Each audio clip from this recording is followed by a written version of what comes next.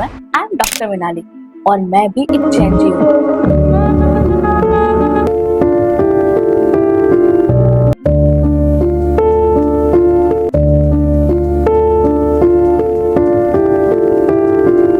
आज हम बात करते हैं जंतर मंतर प्रोटेस्ट की। मैं आज उस पर अपने एक रिएक्शन देना चाहती हूँ, एक डॉक्टर की तरफ से और एक जैन जी की तरफ से। मैंने भी नीट का एग्जाम दिया है 2011 में। उसी नीट के थ्रू अपने मेडिकल कॉलेज की सीट को उठाया और आज मैं खुद को लकी समझती हूँ, सीरियसली बहुत लकी। क्योंकि आज के टाइम में तो मुझे कोई भी एग्जाम सेफ नहीं दिखता, हर एग्जाम में पेपर लीक। जैन जी करे तो क्या करे, बट आज के टाइम में पेपर लीक होना एकदम जैसे हलवा बांटना हो गया है। मैं डॉक्टर हूँ और मैं उसी फेज से गुजर के आई हूँ, जैसे कि रात भर जागना, पढ़ाई करना, डिप्रेशन में रहना, रोते रहना, एग्जाम में सिलेक्ट ना होना। तो इसीलिए आज मुझे उन स्टूडेंट्स को देख के बहुत दुख होता है जो सीरियसली अपना एग्जाम देते हैं, पढ़ाई करते हैं, रात भर जगते हैं, लेकिन उसके बाद भी सिस्टम उन्हें धोखा देता है। सो एज अ डॉक्टर मैं उन तमाम स्टूडेंट्स के साथ हूँ जो आज गुस्से में है। तो बात करते हैं एजुकेशन मिनिस्टर के इस्तीफे की। एज अ डॉक्टर मैं एक हॉस्पिटल को रन करती हूँ। अगर मुझसे कोई गलती होती है या फिर किसी भी केस में मेरी नेग्लिजेंस मानी जाती है तो मेरा हॉस्पिटल शट डाउन हो जाता है और मेरा लाइसेंस परमानेंटली कैंसिल कर दिया जाता है। तो जब ऐसी लापरवाही एडमिनिस्ट्रेशन से होती है, ऐसी लापरवाही किसी मिनिस्टर की वजह से होती है, ऐसी लापरवाही सिस्टम में होती है, तो इसकी जिम्मेदारी कौन लेगा? तो हमारे लिए अलग नियम और मिनिस्टर साहब के लिए अलग नियम क्यों? मेरा नाम अमन गुप्ता है। मैं एक इंजीनियर हूँ पेशे से, पर मैं भी डॉक्टर बनना चाहता था, लेकिन मैंने वो स्ट्रीम नहीं चुनी क्योंकि उस समय भी बहुत घोटाले हो रहे थे। आपने मध्य प्रदेश में व्यापम घोटाले का नाम तो सुना ही होगा, जो कितना बड़ा घोटाला था। तो उसमें भी यही होता था कि सीटें बिछती थी, पेपर लीक होते थे, दूसरे स्टूडेंट बैठते थे। तो उसमें तो व्यापम घोटाला उजागर भी हुआ, बट किसी को सज़ा नहीं मिली, कितनी डेथ हुई। अब वो स्टेट लेवल पे ना होते हुए अब नेशनल लेवल पे हो रहा है। तो ये गलत तो काफ़ी समय से हो रहा था, लेकिन किसी ने आवाज़ नहीं उठाई। पर ये अच्छी बात है कि अभी कॉकरोच जनता पार्टी ने इसके ऊपर आवाज़ उठाई है और धर्मेंद्र प्रधान को इस्तीफ़ा देना चाहिए। और इन लोगों को अभी जंतर मंतर से अपना प्रदर्शन धर्मेंद्र प्रधान के घर के आगे करना चाहिए।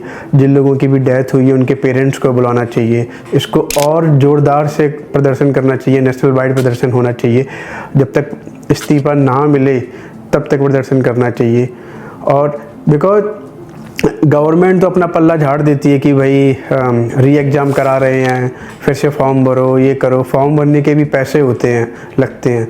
हर कोई इतना सक्षम नहीं है कि हर बार फॉर्म भर के अपने पैसे वेस्ट करे। दूसरी बात, मोरल कितना डाउन होता है लोगों का, पर गवर्नमेंट की कोई अकाउंटेबिलिटी ही नहीं है।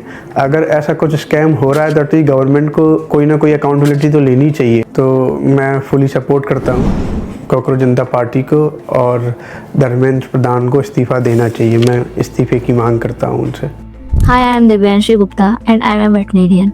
और मैं सीजीटी के द्वारा जो अभी आजकल प्रोटेस्ट हो रही है मैं उसको फुली सपोर्ट करती हूँ, क्योंकि ये जो हमारा एजुकेशन सिस्टम है इसमें ये पेपर लीक होना या फिर एकदम से पैटर्न चेंज हो जाना ये बहुत टाइम से चल रहा है।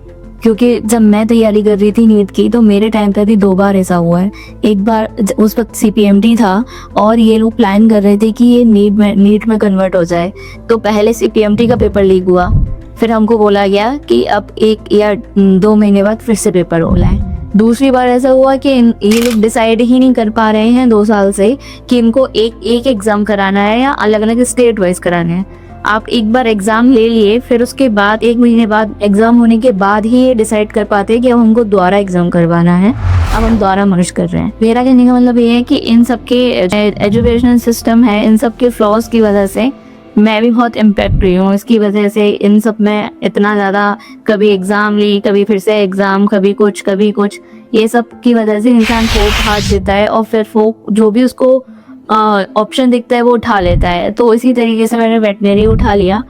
पर ये हमारे सिस्टम का बहुत ही बेकार पार्ट है कि हमारे सिस्टम में करप्शन या फिर पेपर लीक एजुकेशन सिस्टम को भी एक धंधा बना रखा है, जो कि एजुकेशन सिस्टम हर देश की नींव होती है, इसको इन्होंने तोड़ के रखा हुआ है। और अभी तो ये हाल है कि आपके पास जितना पैसा है आप वो उतनी अच्छी डिग्री और उतनी अच्छी पोस्ट हासिल कर सकते हो। मैं doctor Avnish, MKD hospital. NEET पे इतना बवाल चल रहा है, नीट पे बात चल रही है, तो मैं भी इस पे कुछ अपनी व्यूज़ देना चाहूँगा कि ये जो नीट पेपर लीक हुआ है या कोई भी पेपर लीक होता है, तो ये समस्या है कि इसमें तो यार स्टूडेंट होते हैं, बच्चे होते हैं, नए नए बच्चे जो अभी घर से निकले हैं और इंटर पास किए हैं। इंटर जब गए होंगे, उन्होंने जब साइंस लिया होगा, जब वो बायोलॉजी पढ़ना शुरू किए होंगे, तभी से उनके दिमाग में था कि हम डॉक्टर बनेंगे, नीट का एग्ज़ाम देंगे और बाहर जाके पढ़ाई की। इसमें सब गरीब बच्चे, अमीर बच्चे, छोटे परिवार के बच्चे जिन्होंने घर से मतलब जो है कि कम रिसोर्सेज में गए, बाहर कोचिंग किया, पढ़ाई किया, उसके बाद एक दिन होता है कि चलो नीट का पेपर होगा और पेपर उसके बाद ये हो जाता है कि भाई उसमें कुछ लोग जो है पेपर आउट करा लिए, कुछ का नंबर ज़्यादा आ गया। तो ये तो एक बहुत बड़ी समस्या है, क्योंकि हमने भी नीट दिया है और हमारे समय में तो CPMT था, नीट नहीं था, तो उसमें भी यही घपलाबाजी होती थी। तो ये एक बहुत ज़्यादा 22 लाख लोग एग्जाम में अगर हैं, तो 22 लाख के यंगस्टर जो इंडिया के ब्रेन है, जो क्रीम ब्रेन है, उनके साथ नाइंसाफ़ी हो रही है। अगर उनके खिलाफ अगर नीट पेपर लीक के खिलाफ अगर कोई भी खड़ा होता है, लाइक कि कॉकरोचेज अभी खड़े हुए हैं या कोई भी यंगस्टर्स का ग्रुप खड़ा होता है, तो वो गलत नहीं है, क्योंकि इन बच्चों का पूरा भविष्य डैमेज हो रहा है। अब कोई भी पार्टी हो, हर पार्टी में लीक होता है, ये नेताओं की फितरत ही यही है। तो ऐसे लोगों को तो हटाना चाहिए, इनको रिजाइन करना चाहिए, डेफिनेटली रिजाइन करना चाहिए।